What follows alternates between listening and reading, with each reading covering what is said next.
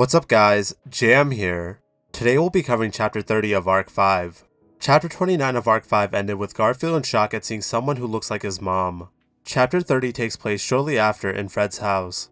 Fred's mom, Rila Thompson, notices that Garfield seems troubled. "Mr. Gorgeous Tiger, do you not like tea? I'm sorry, I didn't even think to ask what you would like to drink." No, my amazing self was just being a bit silly. The spaciousness of this room is unusual, that's all." "Is that so? My family's very big and so is our house, but that makes it very hard to clean. It looks like I was careless again." Rayla decides not to question Garfield further and turns to Mimi. "Mimi, your ears look so soft. Could I touch them?" Mimi smiles and tells her to go right ahead. Seeing Rayla, Garfield couldn't help but think of his mom, who had a tough life growing up but was saved by Roswell and Lewis. Roswell, Lewis, Frederica, and anyone who knew his mother all spoke of her fondly. When his mother supposedly died, Garfield found it unfair that she was unable to find her own happiness. But if the woman in front of him is really her, she found it with a new family. Garfield didn't want to ruin it, so he kept quiet to prevent her from noticing. While Garfield was lost in thought, Fred's sister began complaining that the guests were keeping them from eating.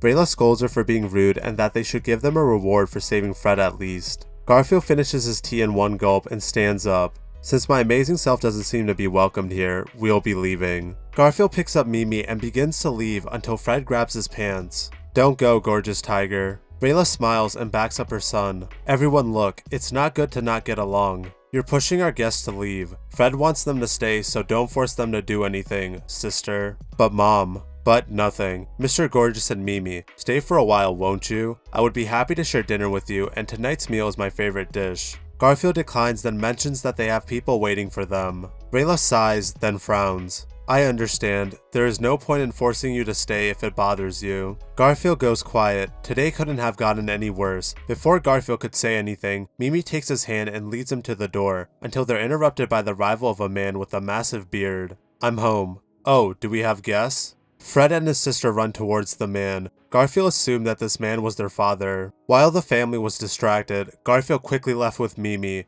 Fred yells his name, but Garfield doesn't look back. Once they had gotten a good distance away, Mimi and Garfield catch their breath. They were interrupted by Fred's father, who managed to catch up to them. "Ah, I finally caught up. This won't do. I'm completely out of shape now." Fred's father thanks Garfield and Mimi for saving his son, and then introduces himself. His name is Garrick, and he is Pristella's Metropolitan Director. Garrick insists on rewarding Garfield and Mimi in some way for saving his son. Garfield sighs and tells Garrick he has one question for him. "Your wife, Rayla. What is her real name?" Garrick goes quiet and sighs before answering Garfield's question. "My wife has no memories from before our meeting 15 years ago." Garrick had stumbled upon Rayla one day when he was coming back from work. It was a miracle that she survived the accident she was in.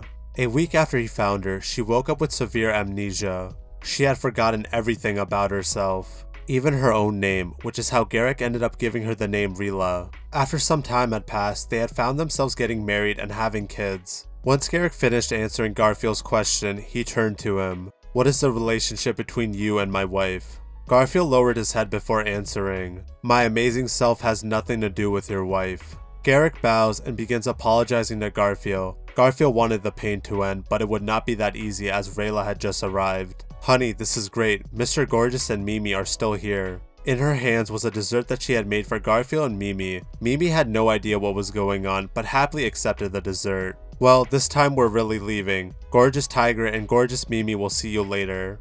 Mimi then grabs Garfield's hand as they leave Garrick and Rayla behind. They quietly walked along the waterway until Rayla had vanished from view. "Hey, midget. Garf, over here." Mimi and Garfield began climbing a 3-story stone building. Once they reached the top, Mimi smiled. "Mimi feels so good. So good, my foot. What were you trying to pull just now?" "Garf, do you want to cry?" "What are you saying? Why would my amazing self be crying?" "I know that Garf is strong, but you shouldn't be putting on that brave act, since Rila is Garf's mother, right?" Garfield went quiet, unsure of what to say next. "So, is that right? My amazing self doesn't know. Is that woman still my amazing self's mother? Ah, come to think of it, that would make those 2 kids my amazing self's little brother and sister."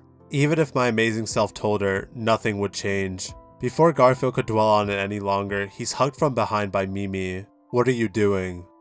If Garf needs to cry, I think there's a specific place where boys are allowed to cry. Although I forgot where, I remember Missy telling me about it. Well, although I've forgotten, is it the feeling of a woman's chest? Is it like that? That's it. It's alright for a man to cry on an interested woman's chest. Who would be interested in a midget like you? That's fine. Even if Garfiel's not interested, Mimi's already fascinated. I saw and became interested in Garfiel, so Mimi's chest, it's okay to cry there. Everything that Garfiel was bottling up inside came bursting out into tears. Mother, mother, mama, mama. Good boy. Why? Why did you forget me?